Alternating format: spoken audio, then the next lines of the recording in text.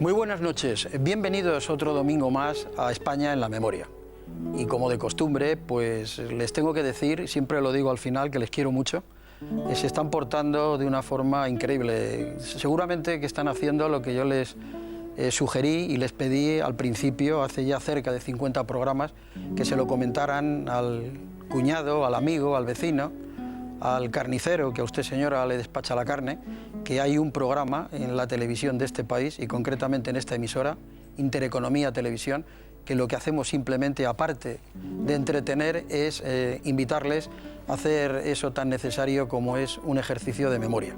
Y hablando de memoria, todos los que tenemos ya una cierta edad, tenemos en nuestra memoria colectiva un hecho muy importante, que se cumplieron los 40 años el pasado lunes día 20, y que fue ni más ni menos que eso tan deseado y que de alguna forma se reflejaba incluso en letra de canciones, que era la llegada del hombre a la luna. Pues bien, han transcurrido 40 años y el programa de hoy se lo vamos a dedicar a ese hecho ya histórico de la humanidad. Y también todo ese preámbulo que hubo de lo tan traído y llevado dentro de aquella guerra fría que era la carrera espacial. Por un lado los rusos, por otro lado los americanos, etc. Bueno, les tengo que decir que yo estoy de fiesta porque tenemos aquí invitados de lujo. Invitados de lujo para desarrollar y para tertuliar sobre el tema que nos ocupa esta noche, que rápidamente paso a presentarles. En primer lugar les presento a don Carlos Coloma. Buenas noches, Carlos. Buenas noches. Don Carlos Coloma, que es sociólogo, periodista, y yo podría decir que es, y de hecho que lo es, criminólogo. Sí. Y que, bueno, a lo mejor resulta que muchos ya están pensando, hombre, la luna, el crimen, etcétera, pues no sé, a lo mejor surge esta noche y podemos hablar algo del tema. ¿Correcto? Podemos hablar algo del tema, aunque bueno, en un principio la luna aquí tiene más que ver con las leyendas, en la cuestión de las licantropías y este tipo de fantasías, pero bueno, la luna siempre ha inspirado muchas cosas, ¿no? Muy bien, el segundo invitado que tengo el honor de presentarles es don Vicente Gómez. Buenas noches, don Vicente. Buenas noches. Don Vicente Gómez, que, bueno, casi somos vecinos, pero bueno, paso a decirles que es ingeniero y en la actualidad es director del Centro Europeo de Astronomía Espacial, que es ESAC, que es la Agencia Espacial Europea. Efectivamente. ¿Correcto? Bueno, yo tengo que decir que es un experto, aunque no viene al caso, en todo lo que es la energía y concretamente la energía solar. Ha sido responsable en Almería, ¿no?, de la planta almeriense. Hace ya muchos años, efectivamente. Sí. Y bueno, tiene un currículum que podría estar aquí todo el programa. Ha sido jefe del programa del lanzador Ariane y ha formado parte de la división Espacio y Sistemas de Construcciones Aeronáuticas, S.A., etcétera, etcétera. Estoy encantado de tener a un vecino aquí en... Pues yo también. Porque es el director del centro que hay y que se ve cuando se llega a Villafranca del Castillo, pues a la derecha está la urbanización Villafranca del Castillo y a la izquierda se ven efectivamente las parabólicas estas grandes que están siguiendo a satélites y que se me antojan, no es que yo tenga fantasía, que seguramente más de uno son estos que se llaman satélites espías. Bueno, no sé exactamente, pero algún satélite se sigue y además está en un entorno muy bonito con un castillo encima de una colina, con lo cual pues hay para todos los gustos, ¿no? Muy bien, y a mi izquierda pues tengo el honor de presentarles a don Luis Ruiz de Gopegui. Muy buenas noches, don Luis. Buenas noches. Bueno, don Luis es todo. O sea, fíjese, les voy a decir que tiene condecoraciones de la NASA y una de ellas individual. Sí, de hace mucho tiempo. Y de hace mucho tiempo, pues el lunes pasado se cumplían 40 años de que él estaba al frente, estaba al cargo del proyecto de la NASA en España. O sea, ha estado llevando pues todos los entresijos como responsable de la NASA en España del proyecto Apolo. Es así, ¿no? Así y es. Era el director de la Estación Espacial de Fresnedillas. Aquel año en el que yo era más niño que adolescente y que, como muchos españoles de la época, pues estábamos deseando de que llegara ese momento de la madrugada, aguantando el sueño para ver a un andaluz, y concretamente de Huelva, retransmitirnos la llegada del hombre a la luna. Estoy hablando de mi compañero y amigo Jesús Hermida. Es verdad, sí, sí. Entonces yo creo que lo que vamos a hacer es, nos pegamos un salto en el tiempo, vamos al año 69 y vamos a ver la primera pieza que he preparado, para ir haciendo ambiente. Lo vemos y lo escuchamos.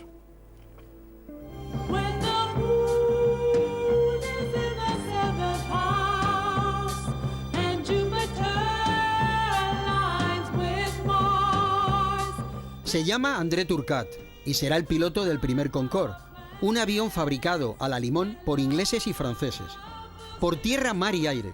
Por los aires, este prodigio de la aeronáutica. Por tierra, la metamorfosis bíblica de Dalila en Sansona, que convierte al hombre en Pelele.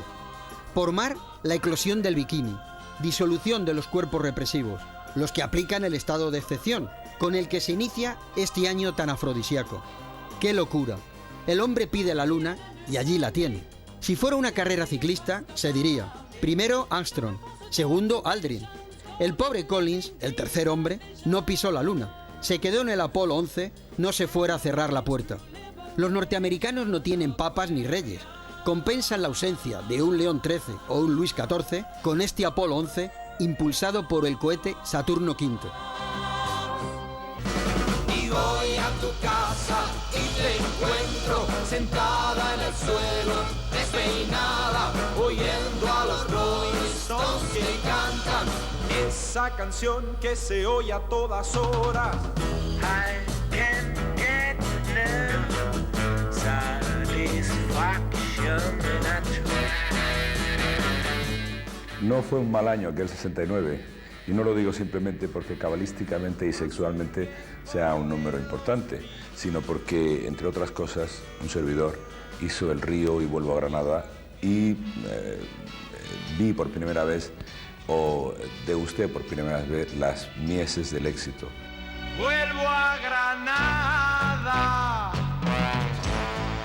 vuelvo a mi hogar,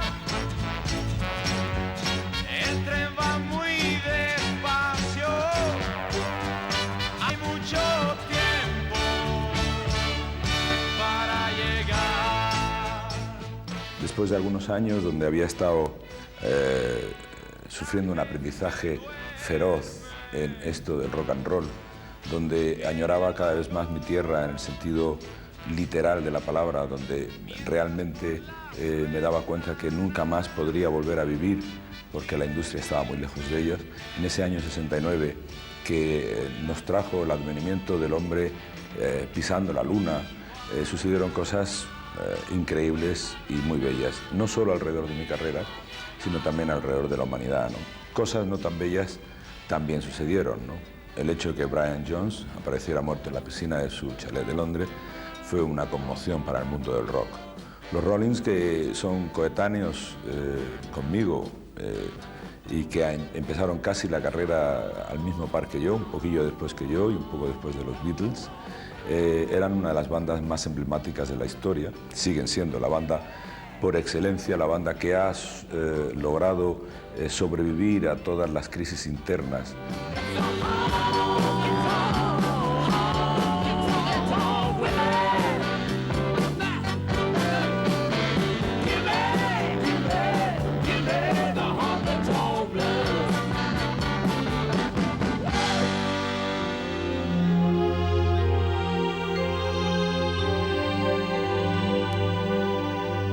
Dimite De Gaulle, aparece Billy Brandt, y en el Oriente Medio surgen dos nombres fundamentales, Yasser Arafat y Muammar el-Gaddafi. Se muere Ike Eisenhower, el primer amigo extranjero de Franco. El extranjero, musicalmente, son los Rolling. Uno de sus músicos, Brian Jones, aparece muerto en la piscina de su casa. Insatisfaction. Miguel Ríos siempre volverá a Granada. El hombre, hasta el día de hoy, no ha vuelto a la luna. Aquí en Intereconomía Televisión estamos expectantes, pero no por lo de la luna, sino porque se termine la crisis. Vaya políticos, lunáticos de piñón fijo. En la Basílica Madrileña de San Francisco el Grande se han celebrado funerales por su eterno descanso, con asistencia de su excelencia el jefe del Estado y su esposa.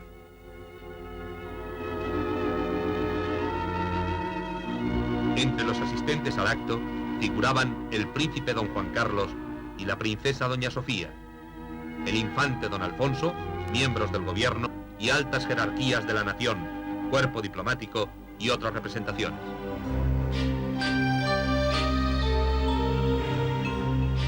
En su última visita a España, vino para ser madrina de su bisnieto, el príncipe Felipe, doña Victoria Eugenia, que muere en Suiza el mismo año en el que Franco proclama sucesor a su nieto Juan Carlos de Borbón. Lo de Franco se estudiará hasta en Harvard. Hizo que España dejara de ser republicana y monárquica al mismo tiempo. Descartados Carlos Hugo y Alfonso de Borbón, se empieza a dinamitar el régimen por dentro.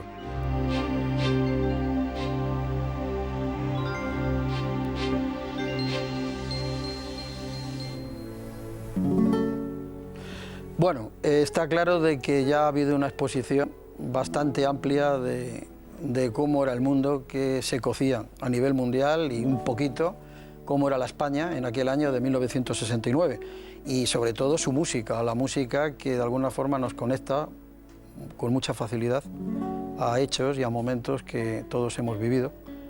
Y yo me pregunto, sé y me consta, ¿no?, que los astronautas cuando hacen viajes espaciales y misiones tan delicadas, hay un momento que el tiempo la utiliza en su ocupación, les acompaña la música, ¿no?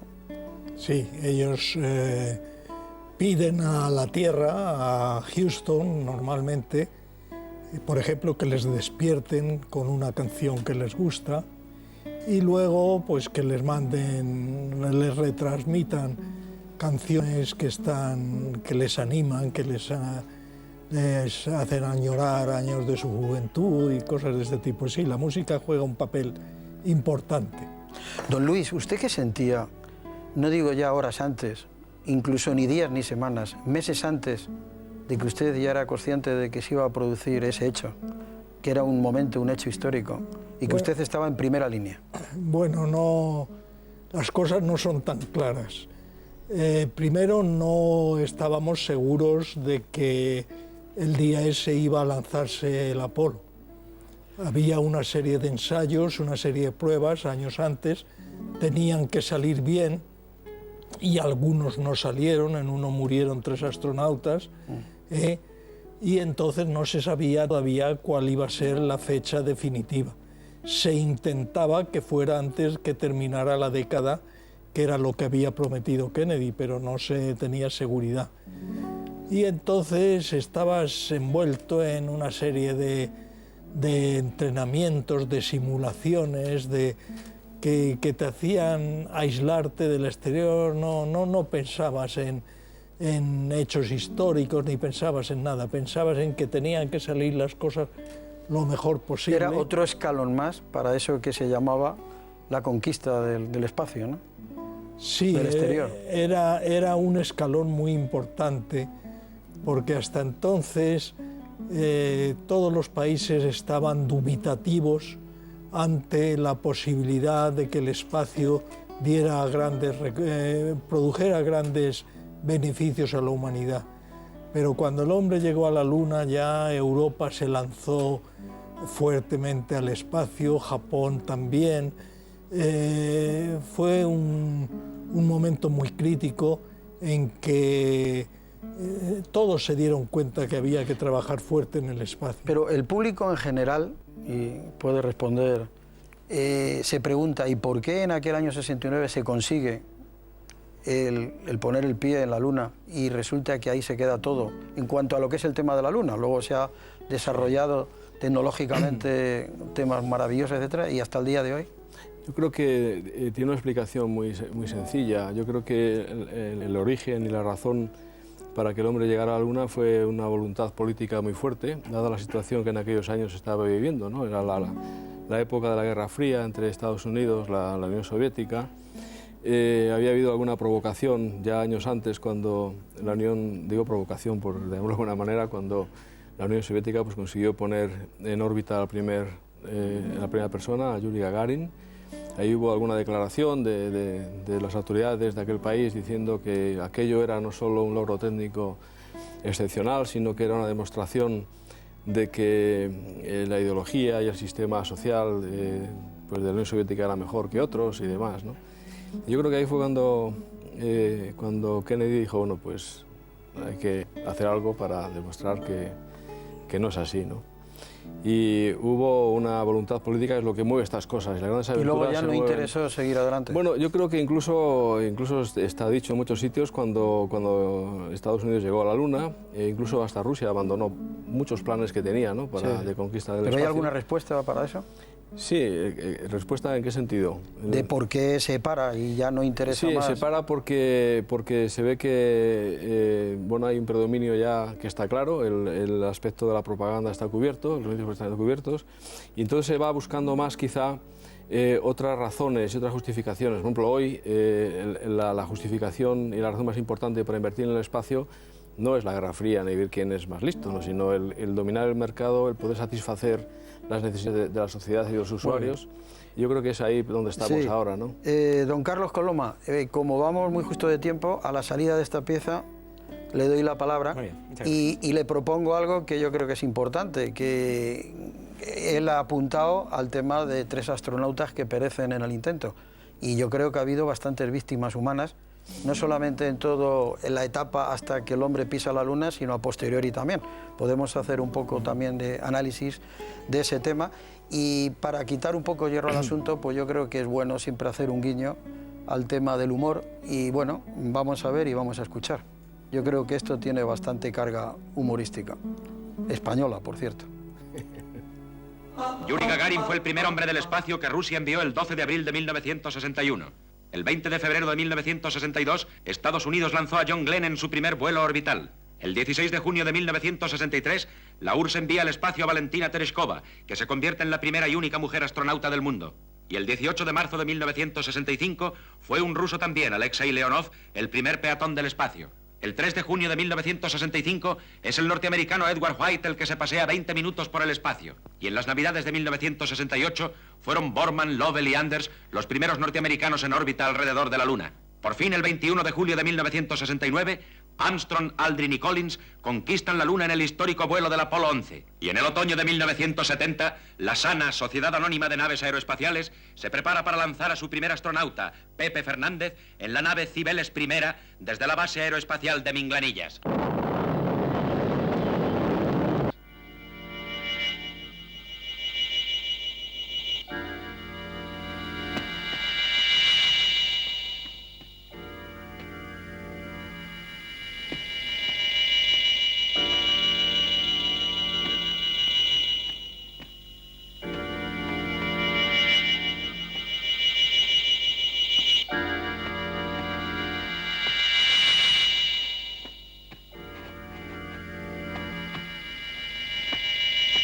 ¡La Luna!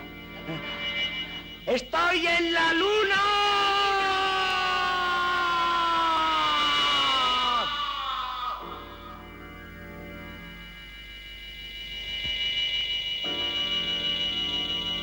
Garrapata Minglanillas, estoy en la Luna. Es igual que la Tierra. Don Anselmo, ¿de dónde se ha sacado usted que aquí no se podía respirar? La bandera. ¿Dónde está la bandera?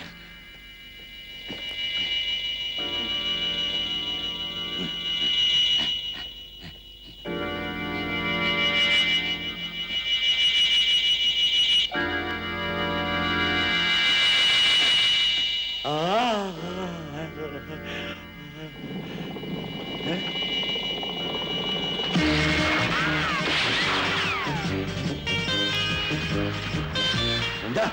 Pero también están estos aquí.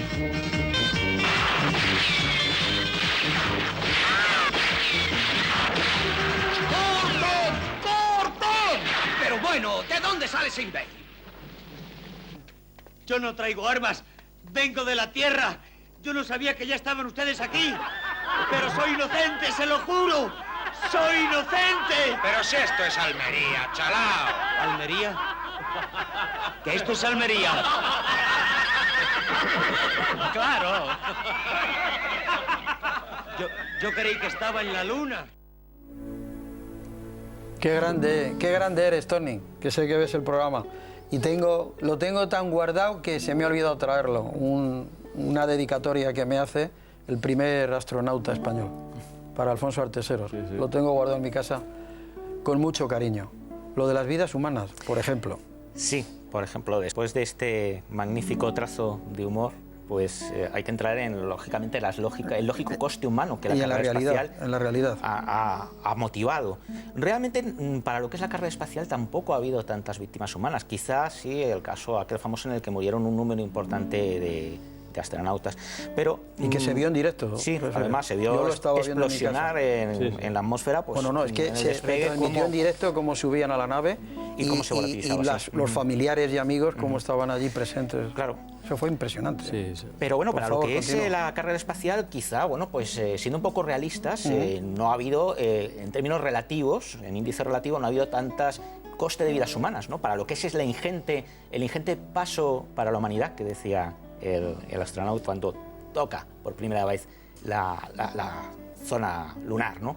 Entonces, quizá lo que motiva esto más, la preocupación es en el aspecto, al menos desde mi punto de vista más bien periodístico, sociológico, este coste, lo que es en la opinión pública y socialmente, y sobre todo lo que son los presupuestos que las administraciones, sobre todo la administración de Estados Unidos, ha presupuestado para lo que es la carrera espacial. Quizá ahí haya un importante punto que, al hilo de lo que decíamos antes también de esta segunda introducción, bueno, pues una vez conseguida esa victoria sobre la entonces Unión Soviética, parece que hay un bajón, pero también eso pudo influir en alguna medida. Antes de adentrarnos más en el programa, con él hago una pregunta y también, por supuesto, se van a sonreír. ¿A qué viene toda esa rumorología que a partir de aquel año 69 circuló a nivel mundial y que está por internet ahora, por las redes modernas del internet, etcétera, de que eso fue todo un montaje y que no es cierto, de que el hombre llegara a pisar la luna? Bueno, es una rumorología que se extendió sobre todo pues, en los llamados círculos un poco llamados conspiranoicos, quizá muy motivados por la fantasía, porque quizá también hay que verlo, la llegada del hombre a la luna supone una desmitificación del espacio. Sociológicamente y periodísticamente, en España y en Estados Unidos no tanto, pero sí en España y en Europa, las lecturas populares, de lo que la sociedad en general estaba leyendo a nivel popular, eran más bien de ciencia ficción en aquel momento, pero a partir de la llegada del hombre a la luna, la literatura de divulgación científica empieza a dar un salto realmente impresionante. Y quizá a raíz de esa desmitificación de lo que era el espacio, se pierde el misterio y se lanza una especie de mitología de que el hombre no había llegado a la luna. Yo creo que una de las razones para esto es que la gente lo ve como con un cierto grado de imposibilidad, ¿no? El hacer estas cosas tan importantes y tan difíciles. Es muy interesante pensar, por ejemplo, en la complejidad que tienen estos sistemas y estos programas, ¿no? No ya en su costo, que por supuesto es muy alto, pero en la complejidad de los sistemas y el ser conscientes de que cualquier fallo pequeñito de unos de los miles o cientos de miles de elementos que hacen que funcione un cohete o que funcione pues, un módulo como este que está aquí delante representado en esta maqueta, pues puede hacer fallar y fracasar el programa. Claro. Entonces, alguna vez, desgraciadamente, ocurre alguna cosa de estas, ¿no? Yo quería decir dos cosas respecto de lo que se está hablando. Primero, se empezó a dudar de lo de haber llegado a la Luna mucho más tarde de entonces. Porque si se duda en el momento, es tan obvio. Estaba luchando Estados Unidos con la Unión Soviética a ver quién llegaba antes y resulta que les han engañado, que lo han hecho desde un plató de televisión. Eso lo hubieran descubierto los soviéticos a los 5 minutos. Y lo hubieran denunciado. Y lo hubieran denunciado. Por interés propio, es evidente. Claro. O sea que, pero entonces... pero nadie lo dijo. Es una pura anécdota. Mi pregunta yo creo que no merece la pena. Eso es absurdo, una respuesta tan amplia, ¿no? A mí casi, aprovechando que está usted aquí, me gustaría preguntarle, a vista de hoy, 40 años después, yo digo que sí, pero me reservo que sea usted el que diga y por qué. ¿Mereció la pena aquella aventura? Es una pregunta muy complicada, pero voy a decirle rápidamente, porque veo que tiene usted prisa. Desde el punto de vista científico no mereció la pena, porque se obtuvieron muy poco beneficio científico en la Luna. No se fue para eso y no sé. Desde el punto de vista histórico no hay duda que mereció la pena. Es un salto para la humanidad que no lo olvidará nadie. Ahora, 40 años después, se está celebrando por todas partes. O sea, históricamente fue importantísimo. Y desde el punto de vista tecnológico también.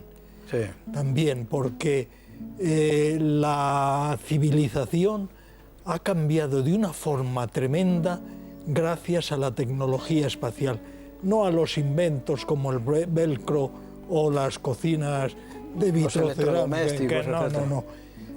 Para medicina, por ejemplo, alimentación. La tecnología, por ejemplo, de los satélites espaciales. Las comunicaciones. Las comunicaciones ha cambiado la civilización por completo. Internet no podría existir sin los satélites de comunicaciones. La telefonía móvil, eso de poder hablar ahora con un señor que está en Australia y decirle que estamos celebrando los 40 años, vosotros también, eso sin los satélites, los GPS. Ahora sube uno en un taxi, si no lleva GPS dice, ¿a dónde me llevará este tío? El taxista no se sabe. Y en cambio si lleva GPS uno va seguro. Todo esto ha cambiado la civilización por completo. Pues nada, como de costumbre tenemos que visionar otra pieza. Y bueno, España, por supuesto, también estaba con su pequeño proyecto espacial. Y entonces, aunque no se lo crean, en 1966 España lanzaba su primer cohete espacial. Y fue en Huelva, en las costas de Huelva. Lo vemos y lo escuchamos. Esta es la zona de lanzamiento de proyectiles que el Instituto de Técnica Aeroespacial ha habilitado en el Arenosillo, provincia de Huelva. Con el montaje del cohete, de nombre Carabela IV, comienza la era de explosiones espaciales en nuestra nación. Conocí a un capitán que en su juventud vivió en el mar. Con éxito se lanzó el primer cohete a las 12 del mediodía, hora local, del 15 de octubre de 1966 desde el territorio español. Cohete que alcanzó 65 kilómetros de altura aproximadamente y cuya carga útil, que era un paracaídas con una sonda que medía vientos y temperatura, se siguió por radar hasta los 16 kilómetros de altura. Esa carga útil, me acuerdo perfectamente, cayó en una zona próxima a Gibraltar y sé que hubo algún rifirrafe con las autoridades británicas. Amarillo el submarino es, amarillo es, amarillo es. Primero consistió para las gentes de la zona pues un acontecimiento verdaderamente importante. Primero por la rareza. Bueno, hubo comparaciones particularmente divertidas en la época. Me acuerdo de los chistes en que se veía o el primer satélite español o el primer cohete español que era un botijo o era un burro o era, en fin, las cosas típicas del momento. Yo creo que la gente al principio creía que las cosas estas eran de broma y luego pues se convencieron que iban en serio cuando vieron que efectivamente se había acotado una zona importante de lo que es el Pico del Loro, donde está el Arenosillo en la playa de Castilla en Huelva, luego al ver que efectivamente había un lanzamiento cada miércoles, luego al ver que los resultados pues eran buenos y que los técnicos y expertos españoles pues funcionaban muy bien. Yo creo que al final nos hicimos parte de la gente de Huelva.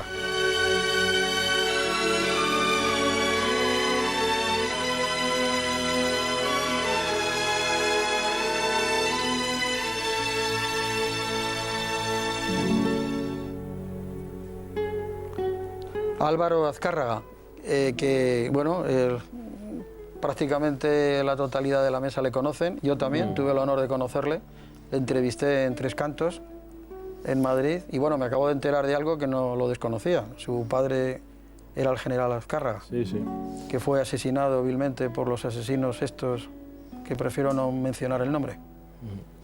Sí, allá por el año 89, 90. Sí, curioso, ¿no?, lo del primer cohete español. Sí. Tengo que decir que Álvaro es un histórico de la actividad espacial aquí en España. Sí. Es una persona que a mí, lo quiero decir públicamente, ahora que tengo esta oportunidad, a mí me ha ayudado muchísimo. Y me ha apoyado muchísimo en mi tarea y le quiero dar las gracias aquí en público. Luego le tendremos en la segunda parte hablando justamente del hecho importante que nos ocupa esta noche, que es la llegada del hombre a la Luna, que lo mejor, como siempre, es después de la publicidad. Y como de la publicidad se trata, esto ya es publicidad. Y les vuelvo a decir que el primer volumen, más de 4 horas, de España en la memoria, lo pueden solicitar al teléfono 902-996611. En realidad, aproximadamente 15 euros, pues no es dinero porque son 4 horas de un valor incalculable de la historia de España. El único problema es que cuesta un poquito de trabajo contactar y que le atiendan a uno en este teléfono, pero con un poco de paciencia, 15 euros y los gastos de envío, ustedes pueden llevarse a casa estos 3 DVDs de la primera entrega de España en la memoria.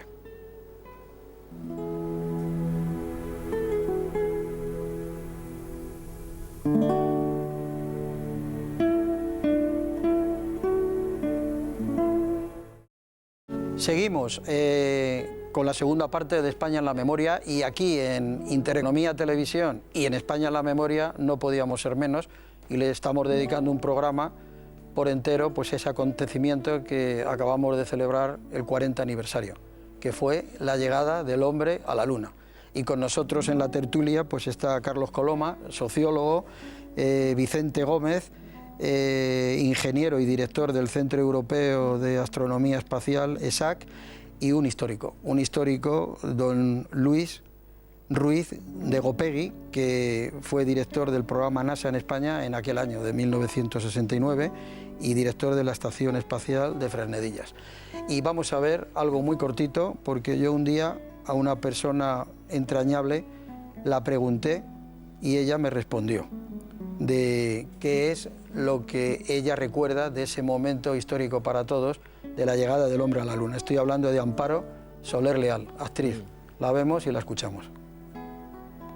I believe that this nation should commit itself to achieving the goal before this decade is out of landing a man on the moon and returning him safely to the earth. Yo recuerdo que me interesó muchísimo y que además lo vimos en mi casa, en Madrid, con mi marido y con unos amigos, y que llamé, me acuerdo, a mis padres por teléfono. Y mi madre estaba como asombrada, como asustadísima, ¿no? Decía, no puede ser que el hombre haya llegado a la Luna. Parecía, no sé, esas novelas que se leían entonces de Julio Verne y tal, ¿no? Una ciencia ficción que existe ahora más, pero que entonces existía muy poco. Y luego también tengo el recuerdo muy cariñoso, como siempre, hacia Luis Escobar, porque a raíz de la llegada del hombre a la Luna, él escribió una obra de teatro que se llamaba Eslava 101, que se estrenó en el 71. Y esa obra, que era un musical, parecido al primero que él escribió, Te espero en Eslava, empezaba como de época, cantando como de principios del siglo XX, finales del XIX, y luego pasaba inmediatamente a la cosa moderna con los hombres a la Luna y tal. Era un leitmotiv de la obra. Y bueno, en realidad marcó muchísimo esa época. Yo la recuerdo con mucho entusiasmo, y creo que desde entonces soy muy aficionada, más que nadie, o casi igual que todos, a la ciencia ficción, ¿no? Porque en aquel momento nos pareció a todos que era como mentira. It's one small step for man, one giant leap for mankind.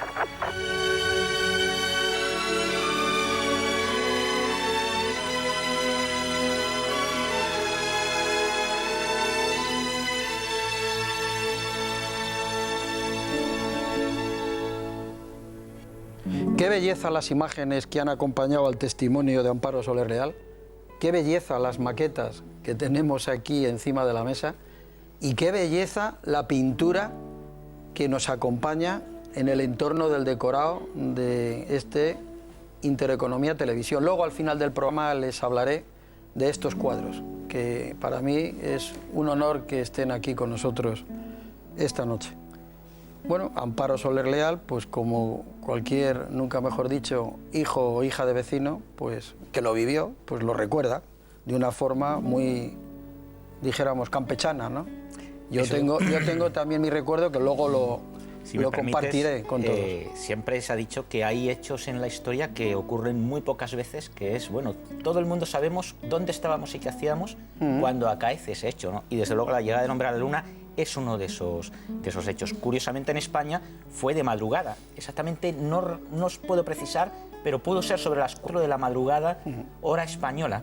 Unos minutos antes de las 4. Y parece ser que, bueno, pues prácticamente más de la mitad, mucho más de la mitad de la nación estaba levantada a esas horas para ver el alunizaje. Y además no había tantos televisores y los vecinos acudían a casa del que tenía televisión. Yo luego comentaré mi memoria, mis recuerdos. Sí. Yo, si me permiten cambiar un poquito de tema... Los costes. Los costes, sí, porque antes se ha dicho y se dice con mucha frecuencia que los gastos espaciales son tremendos y, claro, cuando se habla de gastos espaciales hay que referir a algo. Y yo les voy a contar solo un caso. Ha habido una misión robótica de la NASA que ha explorado los planetas Júpiter, Saturno, Urano y Neptuno. Esta misión ha durado 10, 20, 25 años. En esos 25 años se ha gastado una cantidad importante. Pero esa cantidad importante es menos de lo que gasta el Ministerio de Defensa de los Estados Unidos en 7 horas. O sea que es ridículo. Y lo mismo pasa en cualquier lado. Lo que se gasta en España en el espacio, pues es lo mismo que se gasta en promover el teatro. Son cantidades muy pequeñas. Sí, sí. Sí, bueno, todo depende con qué se compare. Lo que está claro que ahora con la nueva orientación y, como decía antes, de la actividad espacial, que va orientada más a... Podemos ir viendo imágenes. Es que yo ya les he dicho que cola son imágenes que se van pasando mientras que nosotros hablamos y me hacen señas como que pase a la otra pieza. No, señores de realización, es una cola. Por favor, adelante la cola.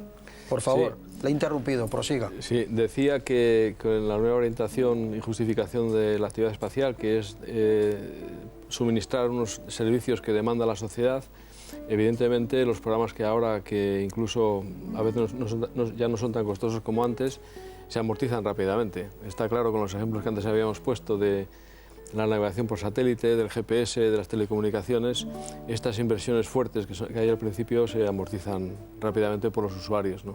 Por el uso de los medios que se ponen a disposición de los usuarios. Bueno, tenemos claro que don Luis, sabemos dónde se encontraba esa noche a las 4 de la madrugada aproximadamente, hora española, pero ustedes son más jóvenes, recuerdan... Yo perfectamente, tengo algún recuerdo un poco borroso de los detalles, pero sí que me acuerdo. Yo estaba estudiando fuera de casa, estaba de patrona en aquella época y evidentemente había una televisión en blanco y negro muy pequeñita donde nos juntamos unos cuantos a ver el alunizaje y no sé por qué, pero también vinieron los vecinos, es verdad. Muy bien. Todas estas imágenes que estamos viendo es como una especie de collage de todo lo que ha sido en diferentes épocas. Eso se me antoja que es un ruso, ¿verdad? Creo que sí. Sí, sí. El rescate, por ejemplo, de una cápsula con astronautas dentro, que siempre eran recibidos por el presidente de los Estados Unidos, luego a posteriori. Pasaban una cuarentena, ¿no? Pasaron cuarentena los primeros, los del Apolo 11. Sí. Pero como se vio que no había ningún peligro de contaminación, ya los siguientes no pasaban cuarentena. Sí, sí. Ahora, las imágenes en aquella época eran menos nítidas que las que estamos viendo, ¿eh? Sí, sí. La transmisión no era tan buena, incluso la calidad del sonido era terrible, vamos. ¿Y don Carlos Coloma dónde estaba en esos momentos? Pues sí, yo estaba, curiosamente, no lejos de la base española, digamos, Robledo de Chabela. Era por la parte de Zarzalejos, en un chalet que tenía un tío mío. Entonces, bueno, pues no estaba lejos, y lógicamente sí me acuerdo.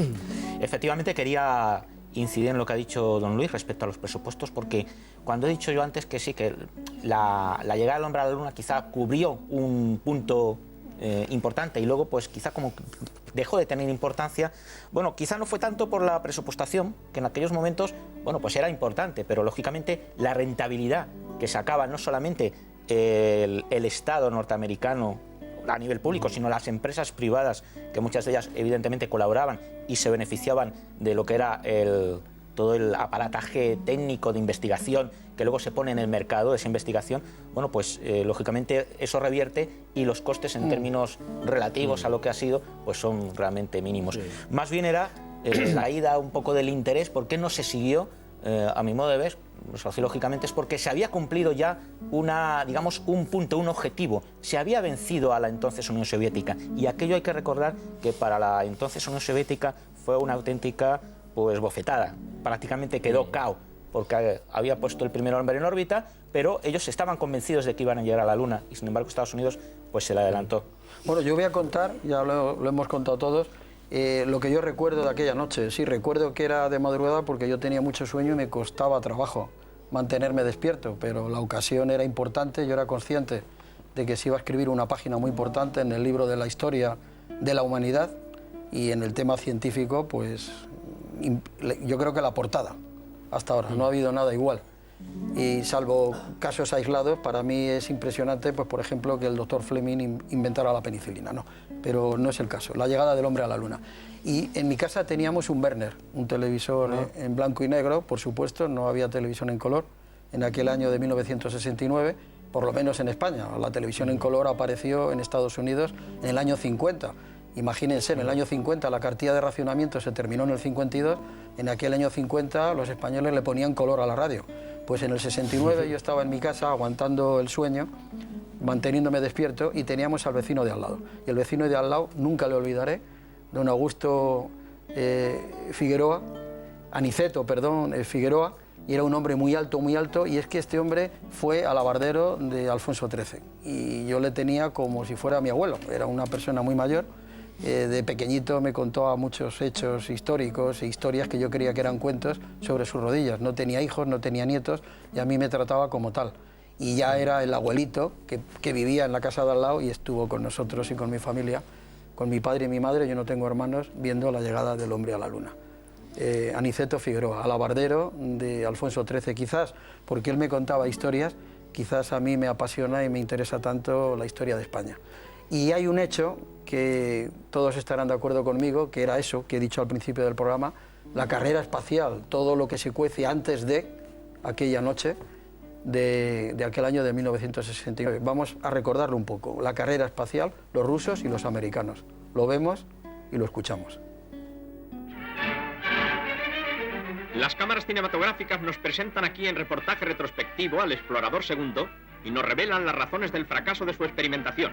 Era ligeramente más pesado que el explorador primero y había de llevar un dispositivo de registro con cinta magnética para recoger la información sobre los rayos cósmicos. A una señal dada desde tierra y en el espacio de 6 segundos, transmitiría los datos tomados durante su marcha. Un Júpiter C del ejército fue encargado del lanzamiento. La ascensión debía efectuarse en 4 etapas. Falló una de las fases y el satélite no alcanzó la velocidad necesaria. De esta manera ardería en el espacio y quedaría destruido. 6 pulgadas, 3 libras y un cuarto son las dimensiones del nuevo satélite Vanguard de la Marina norteamericana, cuyas ventanas rectangulares son otras tantas baterías que utilizarán la energía solar para hacer funcionar una de sus emisoras. Después de los 2 fracasos anteriores, el experimento se va a ver coronado por el éxito en la ya popular base de Cabo Cañaveral.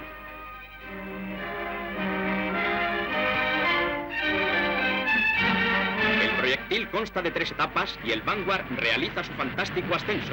Todos los técnicos coinciden al asegurar que ha sido uno de los ensayos más perfectos que se han visto en la base desde el principio hasta el fin. El lanzamiento es prácticamente un experimento para verificar las características del proyectil que lanzará el satélite de medio metro de diámetro.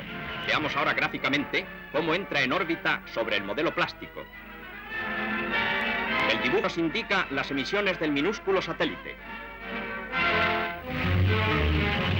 Tras la experiencia del Lunik II, los Estados Unidos intentarán poner en órbita de la Luna un satélite de 45 kilos.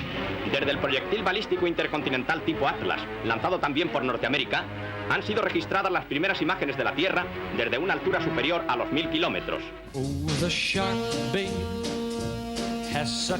Los americanos están locos por llegar a la Luna, lunáticos de piñón fijo. La competencia es dura, y si los cohetes hablaran, en la Luna el primer idioma que se habría escuchado sería el ruso. Los americanos replican con el satélite Júpiter, tripulado por 2 monos. La astronave experimental con la que se piensa realizar el viaje a la Luna estará provista de mecanismos sobre orugas encargados de tomar muestras de los elementos que allí se hallen. Este hecho deja prever para un futuro próximo que estas imágenes se conviertan en realidad.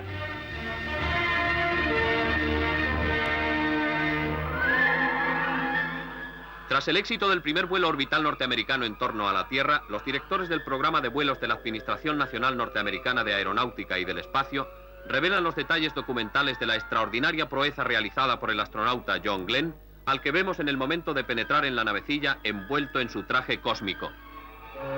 Los técnicos cierran la cápsula y después de llenar de oxígeno la cabina, todo queda preparado para el disparo del gigantesco cohete Mercurio Atlas.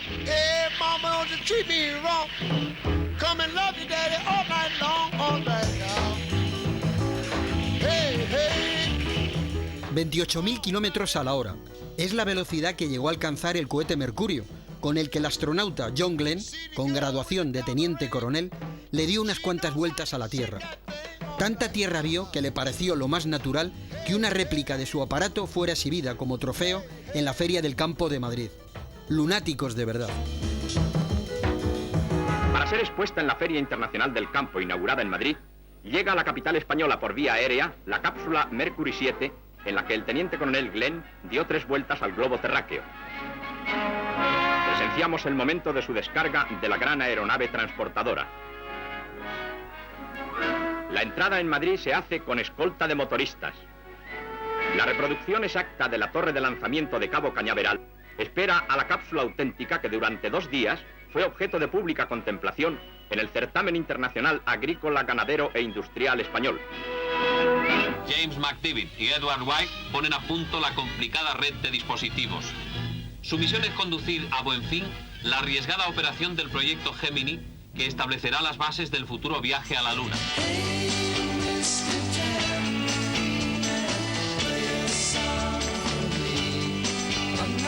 Dos cápsulas espaciales, el Gemini 6 y el Gemini 7, se encuentran en las alturas siderales, separadas apenas por 1 metro de distancia. La Luna está a la vuelta de la esquina. El hombre juega a ser Dios. Dios es más modesto y solo juega a ser hombre en Semana Santa. Se busca la plasmación científica del cielo, el firmamento exacto, las cuentas del cosmos.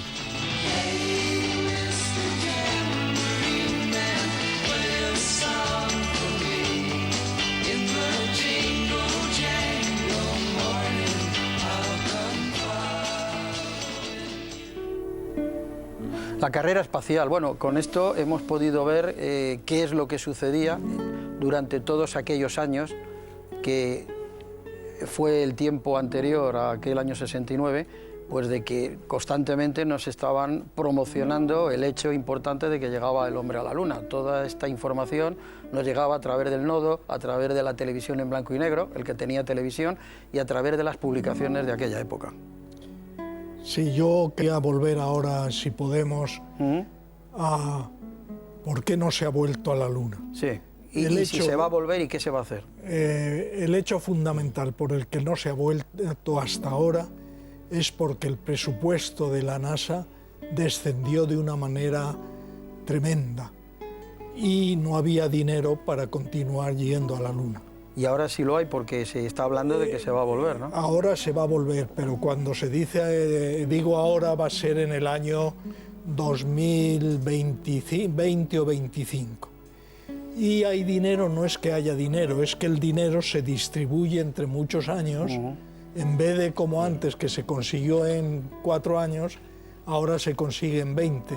Y entonces, con mucho menos dinero se puede volver. Y ahora no consiste el proyecto en llegar y ya está, y hacerse la foto, sino en crear una base, ¿no? Pretenden hacer ciencia desde la Luna, que entonces no se hizo. Parece que el compañero... No, yo quería decir 2 cosas solo. Es interesante ahora al ver esas imágenes, ver cómo ha evolucionado la actividad, ¿no? Antes la actividad espacial era una actividad que estaba motivada por la competición y ahora la actividad espacial es una actividad que está obligada por la colaboración internacional. Es curioso cómo se ha pasado de un extremo a otro.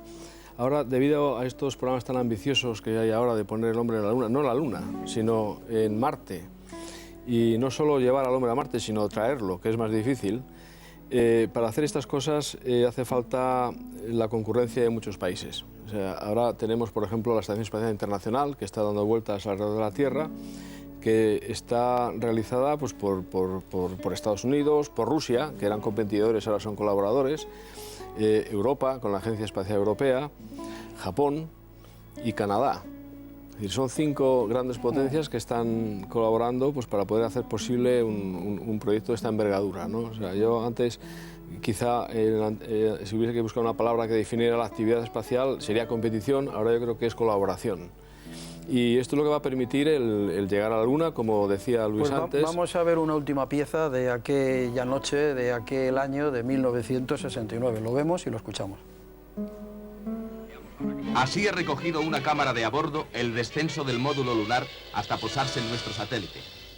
Mientras los primeros visitantes de la Luna, Armstrong y Aldrin, con su acompañante de vuelo Collins, se reintegran a la vida normal, terminado ya su periodo de aislamiento en el laboratorio, la NASA va dando a conocer pormenores rodados por ellos mismos de su aventura escalofriante.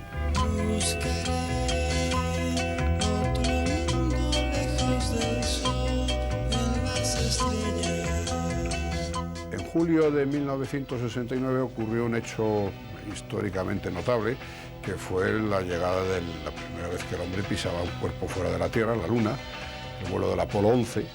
Y para mí tuvo connotaciones, porque yo estaba trabajando en Arenosillo en la época, y quizás por la razón de la festividad del 18 de julio recuerdo que estaba de vacaciones, estaba en ese sitio idílico que se llama Punta Umbría, estaba recién casado, había tenido mi primer hijo, y me pasé en vela, pues yo creo que 3 días seguidos, pegaba a la televisión viendo toda la operación y todo. Da la circunstancia de que en la vida luego pues me he cruzado con 2 de los protagonistas más importantes del evento, que son los astronautas Neil Armstrong y Buzz Aldrin, que fueron los 2 que bajaron hasta la superficie de la Luna. El tercero, Collins, se quedó, como es sabido, a bordo de la nave dando vueltas alrededor de la Luna para esperar su recogida. Aldrin era un hombre más ambicioso, había sido número 1 de su promoción. Para él tuvo enorme desgracia, como le pasa a un atleta olímpico, de que en el último segundo que vas a ganar la medalla de oro te quedas con la medalla de plata. No fue el primero, fue el segundo. Claro, la historia dirá siempre que Neil Armstrong puso un pie a la Luna y que dijo aquella famosa frase de un pequeño paso para el hombre, pero un gran paso para la humanidad. Pero Aldrin, que fue el siguiente. Todas las fotos que vemos son de Aldrin. El hombre que vemos siempre en todas las fotos es Aldrin. ¿Por qué es Aldrin? Porque las fotos se las tomaba Armstrong, que ya estaba. O sea, no hay fotos de Armstrong porque no había nadie allí para tomar las fotos de Armstrong. Todo lo que hemos visto es Aldrin, que se lo tomó Armstrong.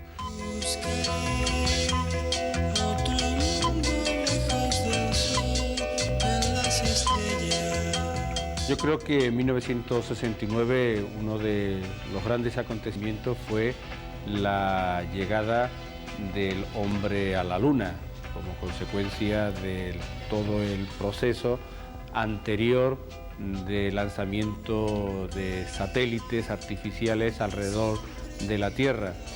Yo creo que fue un acontecimiento que fue narrado a través de la televisión por Jesús Armida, que precisamente es un periodista andaluz de Huelva.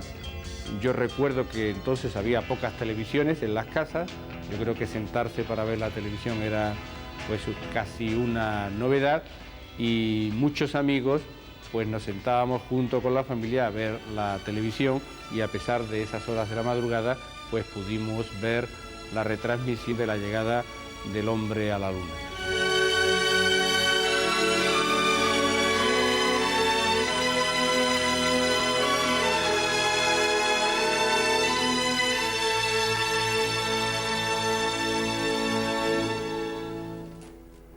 A mí me gustaría más que a ustedes tener un cuarto de hora o media hora más, que parece ser que lo vamos a tener en el mes de agosto, porque el tema lo pide. O sea que me dicen que ya se nos ha terminado el tiempo, entonces por el mismo orden que les he ido presentando, pues algo breve. Y lo pues muy brevemente, en plan un poco prospectivo, si se revitaliza esa, bueno, para el año, como ha dicho don Luis, para el año 2030, 2040, una base permanente en la Luna, el afán por la carrera espacial y el afán por conocer más en la sociedad en general va a ir en un aumento, y creo que eso será muy, muy positivo.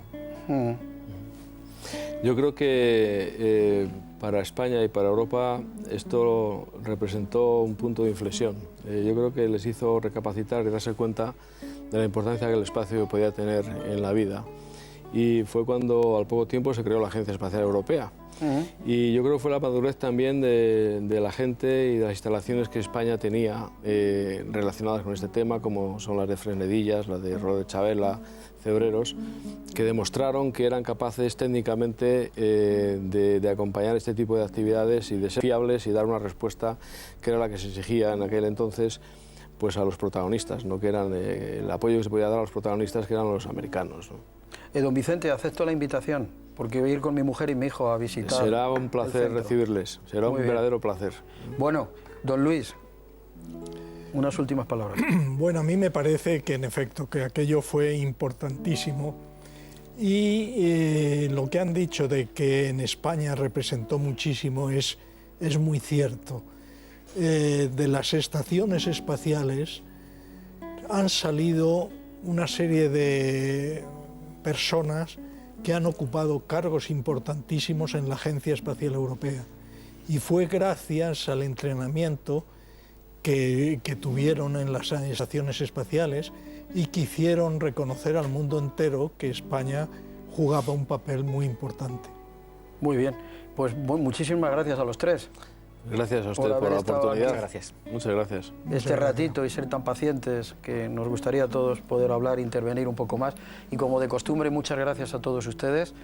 Les tengo que decir que les quiero mucho. Para terminar, no quiero aburrirles, pero por si alguien ve el programa por primera vez o no se ha decidido, a este teléfono puede pedir el DVD. 3 DVDs, mejor dicho, 902-99-6611. La canción del programa, que me lo han preguntado mucho y me lo siguen preguntando, es el concertino en la menor de Salvador Bacarise, que está también incluido en estos DVDs. Les tengo que dar, por supuesto, las gracias a ustedes. Les voy a dar las gracias, si me siguen, el domingo que viene, pues estamos en pleno verano ya. Va a ser un poquito más largo el programa, va a ser muy veraniego, vamos a hablar de vacaciones, de playas y va a haber mucha música porque vamos a recordar un festival. Va a ser el Festival de Benidorm.